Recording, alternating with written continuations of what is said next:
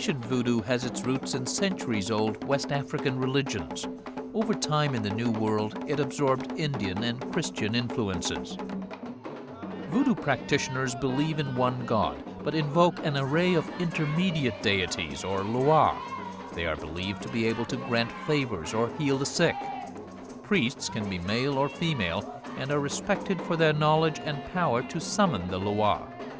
Many rituals are secret and magical, one reason perhaps why voodoo is so disparaged in the West, where believers are accused of devil worship, superstition, or worse.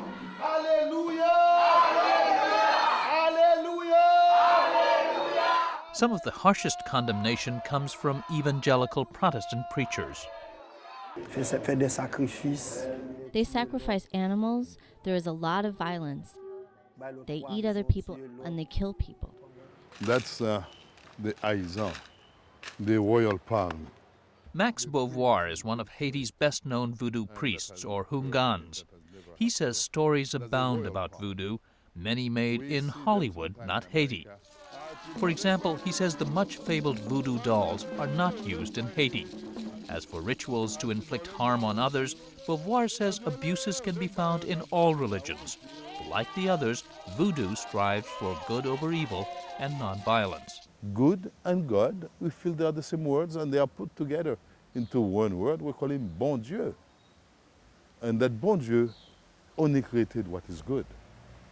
However, we feel that evil do exist also, but it's a creation of the human being. I think the human being has natural flaws. We have greeds, we have egos. Voodooists have never been against Catholics, nor against any religions up to today. There has never been a movement of voodoo against somebody else. In fact, voodoo has constantly been aggressed by the other religion. There's one major exception in history. Voodoo priests are believed to have inspired the slave revolt that defeated the French colonists in 1804. Ironically, independent Haiti's black leaders themselves cracked down on voodoo priests, fearful of their political power. But as it had earlier European assaults, voodoo survived. It's now largely tolerated by Haiti's predominant Catholic and mainstream Protestant churches. Beauvoir says voodoo influences every aspect of Haitian life, where people seek counsel or healing, the way they worship. Many people go both to church and to the voodoo peristyle or temple. The Protestants of Haiti are very different from the Protestants of elsewhere. They are the Haitian Protestants, meaning they are voodoo Protestants. Just like the Catholics of Haiti are different Catholics from the one of Rome. They are voodoo Catholics. And Haiti voodoo actually, in a way, coalesces all the many elements that are present here. Voodoo itself has drawn from traditions of the Taino Indians, the original inhabitants of this island. Also from Catholicism, which may have helped it survive. For example, when slave owners forced conversion to Christianity, historians say the Africans changed some practices but not their beliefs, disguising voodoo in Catholicism. It's one reason some of the best-known spirits invoked in voodoo are represented by images of Catholic saints. Haitian art draws liberally from this amalgam. This is Saint Gerard, who is the voodoo equivalent of Guédé, or the Baron. And the Baron is the guardian of the cemetery. He is life, death, sexuality. He also is a healer and protects children. Nancy Josephson owns an art gallery in Chicago and makes frequent buying trips to Haiti. So you have kind of this overlay of wonderful Catholic imagery.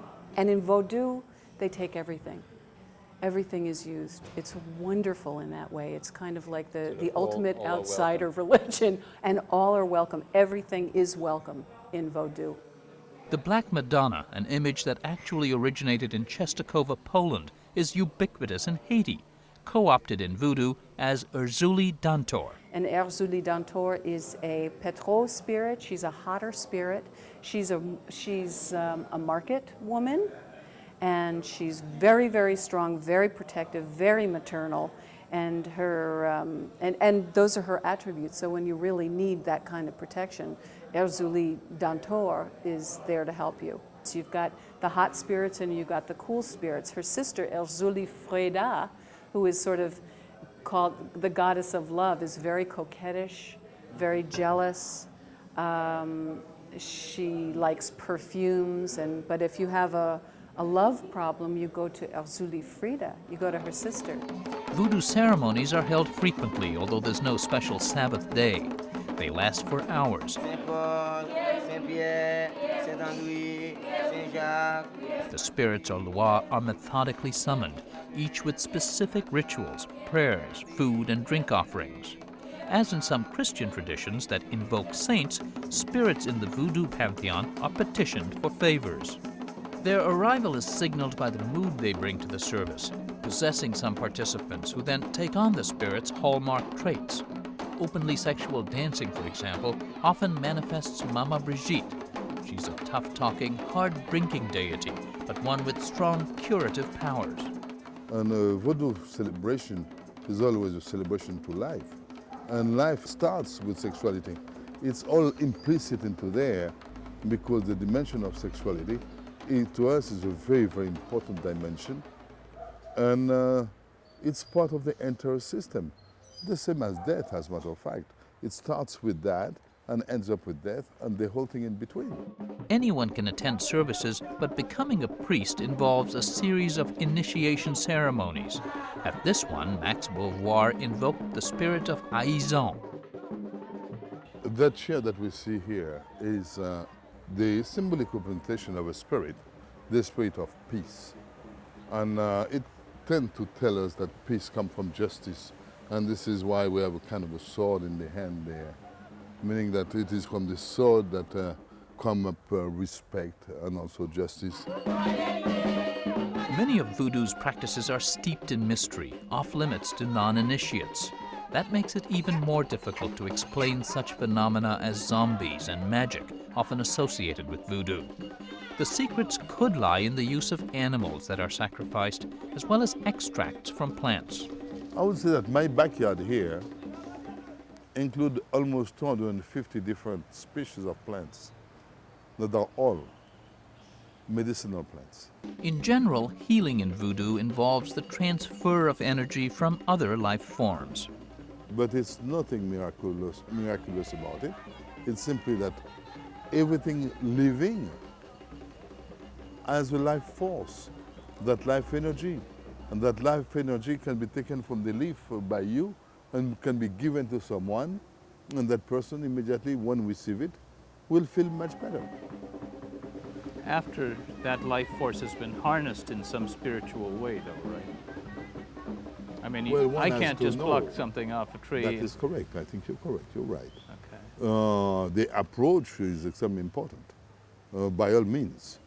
At the same time, Beauvoir, who has a degree in chemistry from Paris' Sorbonne, believes strongly in Western medicine. He says the duality presents no contradiction in Haitian life, where there's room for atoms, molecules, and spirits. It's one reason Haiti is sometimes described as 80% Catholic, 20% Protestant, and 100% Voodoo. For Religion and Ethics Newsweekly, this is Fred de Sam Lazaro in Port-au-Prince, Haiti.